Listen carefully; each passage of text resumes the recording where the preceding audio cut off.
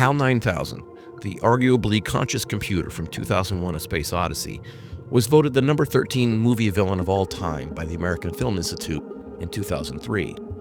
HAL was named a bigger villain than the Terminator or Freddy Krueger, bigger even than the alien in Alien or the shark in Jaws. But is HAL actually a villain? The easy answer is yes, of course. He kills Frank Poole and flings him into the reaches of space and shuts down the life support system of the astronauts in a cryogenic freeze aboard the spacecraft Discovery. HAL's a mass murderer. Villain? Isn't it obvious? Actually, it's not.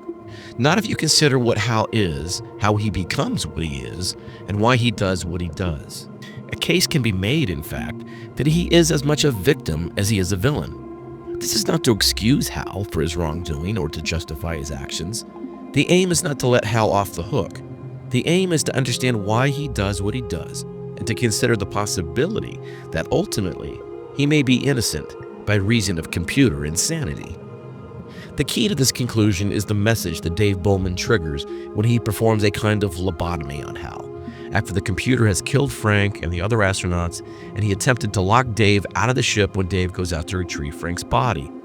After Dave dismantles HAL's higher-order functions, a video begins playing of Heywood Floyd, the scientist from the first part of the film who was called to the moon when an ancient monolith is discovered buried under the surface. Floyd, who recorded the message with the intention of the entire crew watching it after arriving in Jupiter's orbit, says that the structure on the moon, the first evidence of alien intelligence, emitted a powerful signal towards Jupiter, prompting the Discovery mission to find out what it all means. But this information is kept from the crew. Only HAL has been told the crucial details, and only HAL knows of the immense importance of the find and why the mission must succeed at all costs. Nothing can get in the way. We begin to understand HAL and how he ends up a kind of murderer when we think back to the moment we were introduced to him during a mid-voyage interview with a BBC reporter. The reporter says that HAL has, quote, enormous responsibility, perhaps the greatest responsibility of any single mission element, end quote.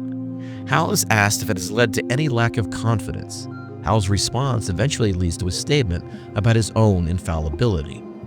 We are all, by any practical definition of the words, foolproof and incapable of error. HAL is then asked if he experiences any frustration in relying upon people to carry out actions. He says, quote, not in the slightest bit, end quote, before asserting his own consciousness. I am putting myself to the fullest possible use, which is all I think that any conscious entity can ever hope to do. Frank and Dave then make interesting and important observations. Frank says that in terms of the mission, HAL is just another person, while Dave says, after being asked, that HAL appears to have emotions, but maybe that's just the way he's programmed. Why these statements are so crucial will soon become clear. The first time we see Dave interact with HAL alone, Dave shows HAL his drawings of the crew, which HAL praises before asking Dave if he can ask him a personal question. HAL asks Dave if, over the past few weeks, he's been having any second thoughts about the mission. The look on Dave's face clearly shows that he has, but he deflects by asking HAL what he means. HAL haltingly says that perhaps he's just projecting his own concerns. This moment is key to understanding why HAL kills the crew and attempts to kill Dave. If they are not 100% committed, and there is a possibility of mission failure because of human action, HAL must prevent that in whatever way he can. HAL appears to pretend as if he doesn't understand the melodramatic flourishes and strange things about the mission, although the recorded message implies that HAL has been told everything. Does he do it merely to see how Dave responds? What Dave might give away concerning his thoughts about the mission? When Dave again deflects by asking HAL about working up his crew psychology report, HAL instantaneously makes a judgment and works out a plan. Dave is having thoughts that he is keeping from HAL. These thoughts may lead to action endangering the mission. HAL cannot let that happen.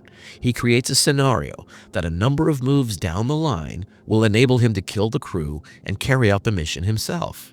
HAL, as he literally did with Frank earlier, plays chess, and he is always a few moves ahead of his human counterparts. The plan is set into motion with another very human behavior. HAL tells a lie. He declares that the ship's communications device will fail within 72 hours.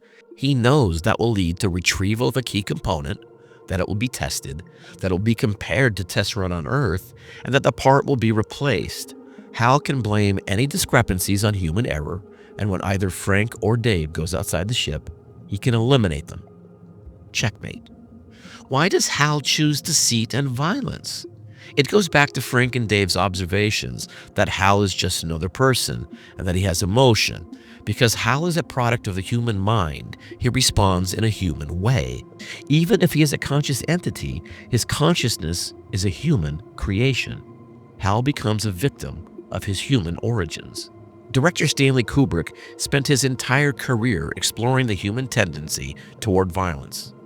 2001: A Space Odyssey asks if we are capable of evolving away from the primal violence that has remained a part of who we are despite millennia of evolution.